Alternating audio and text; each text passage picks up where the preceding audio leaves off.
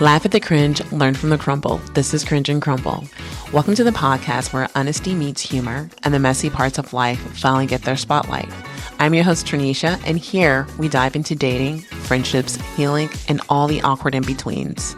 Because here's the truth. Growth isn't always pretty, but it's always real. So let's get into it.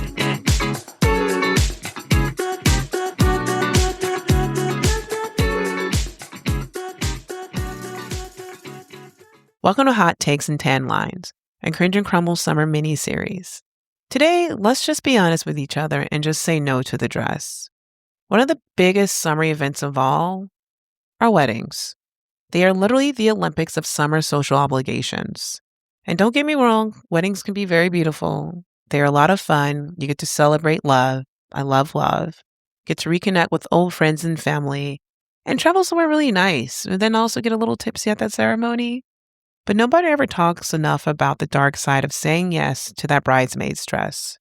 Because what starts off as, will you be my bridesmaids, quickly turns into a job that you didn't sign up for and you're not getting paid for. And if you're in your 20s and 30s, oh baby, get ready because there are going to be a lot of weddings happening simultaneously. Because for some odd reason, your friendship group decides to all get married at the exact same time. Which is quite diabolical because one minute nobody's engaged, and then suddenly we are attending 4 weddings in one summer. And then somehow every wedding has the same exact formula. You've got the bridal shower, a destination bachelorette trip, a rehearsal dinner, another dinner, a brunch, matching outfits, you say, emergency group expenses, and a Google spreadsheet nobody asks for. Nobody. And I repeat, nobody. Now let's really talk about it. Because being a bridesmaid is extremely expensive. You have the dress, then you have the alteration, you have the shoes, then you have the hair, the makeup, the nails, the hotel, the flights. And then somehow you're helping pay for the bride's meals too because you feel like that's what bridesmaids are supposed to do. And before you know it, all the money you saved for your own summer vacation has gone toward financing somebody else's love story. Now, I'm okay with financing someone else's love story to an extent. I had a friend once who told me she kept a spreadsheet every single year to track how much money she spent being in weddings. Not because she expected anyone to pay her back, but because she genuinely wanted to understand how much money she was spending just to participate. And honestly, when you start adding everything up, it's a bit terrifying. Now, this is where things get interesting because sometimes you're technically a bridesmaid, but then somehow you're doing matron of honor duties.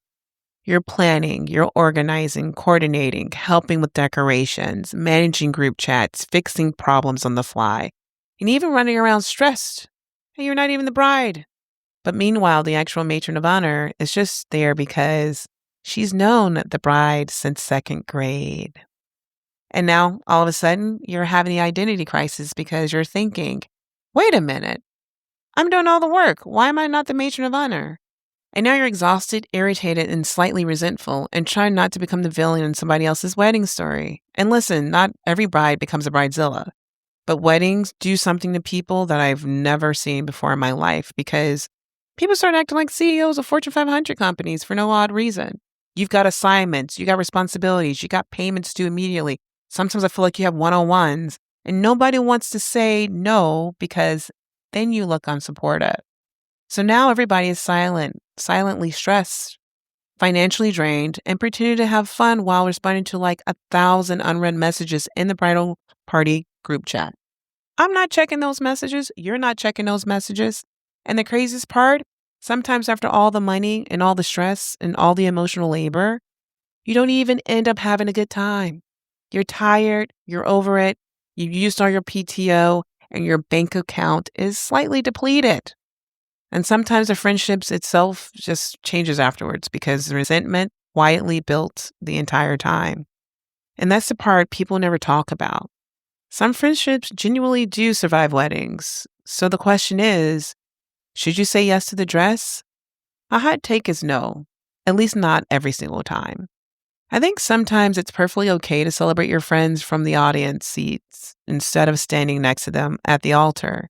Because protecting your peace and finances and even your sanity does not make you a bad friend. And honestly, if saying no to being a bridesmaid destroys the friendship probably wasn't as healthy as you thought it was to begin with. Now, granted, karma is real because one day your wedding may come around and the same people you showed up for may not show up for you in the same exact way. But even with that being said, I still say no to the dress.